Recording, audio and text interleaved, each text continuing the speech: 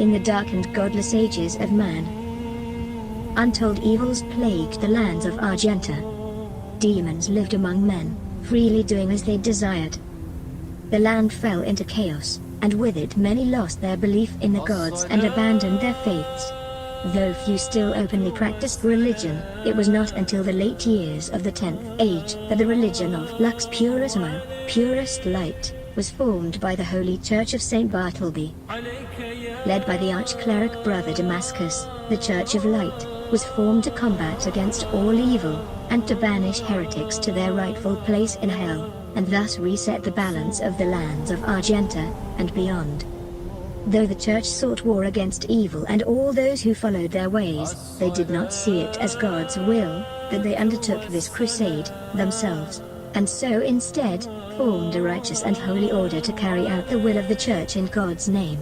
This order of holy warriors was named the Order of Light. Led into battle by their leader, Balin, a truly powerful man. Stopped by nothing beset in the way of his judgment, Balin sought to end the age of darkness and bring justice back to the people. For a time the Order hunted down the demons that plagued man, and delivered them back to hell with furious vengeance. The time of darkness seemed to be approaching its demise. Many years passed and many wars were fought and won in the name of the Church.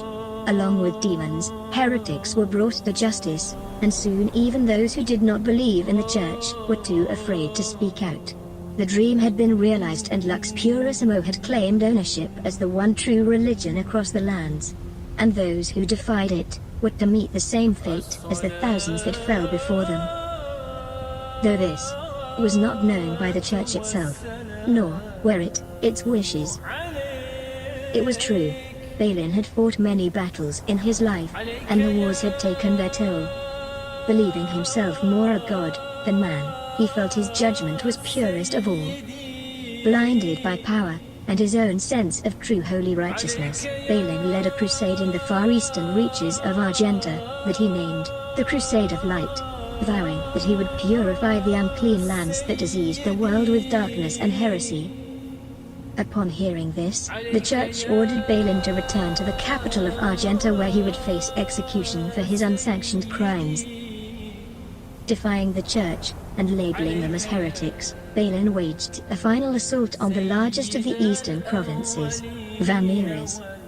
His fellow knights and trusted army followed his command without question, and laid siege to the city for 3 long years. Upon finally bringing down the large walls of the city, Balin, blinded by bloodlust and rage, commanded his army to lay waste to the city and cleanse the streets with holy fire. He had gone mad.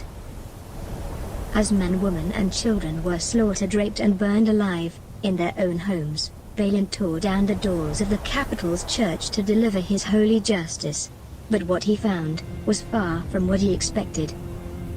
Calmly knelt beside an altar, 3 Varmirian monks uttering softly spoken prayers to a dark leather-bound book. Sheathing his sword, he commanded the monks to hand over the book, and prepare to be judged for their heathen ways.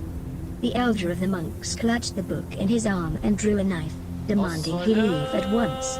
Standing tall, in front of the monk with his neck pushing against the point of the blade, Balin glared into the monk's eyes with awe. He had not seen such devotion in a man's soul, bar his own. Pausing but a short moment, he whispered to the monk 3 softened words. "Accept the light." Thrusting a dagger deep into the monk's heart, embracing him to his body, blood spilled forth onto the book as the monk slumped to the floor.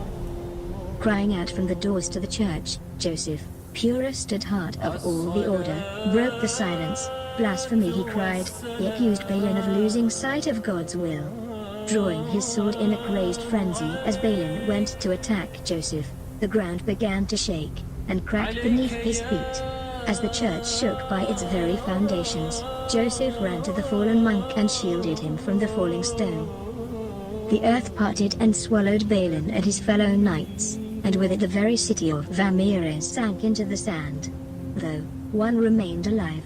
From beneath the rubble and dust, a man still hunched over a lifeless body. Seemingly unscathed, Joseph took the book from the fallen monk, and set upon his way back to Argenta, to hand over the holy relic to the church. But, What became of him is unknown to this day.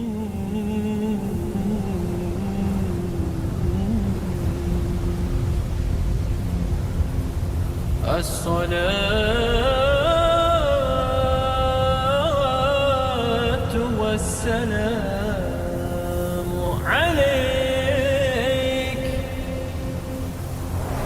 عليك يا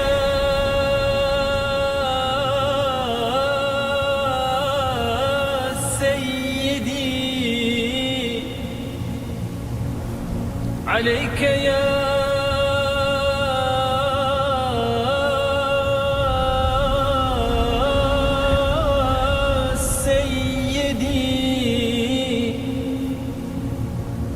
عليك يا سيدي، عليك يا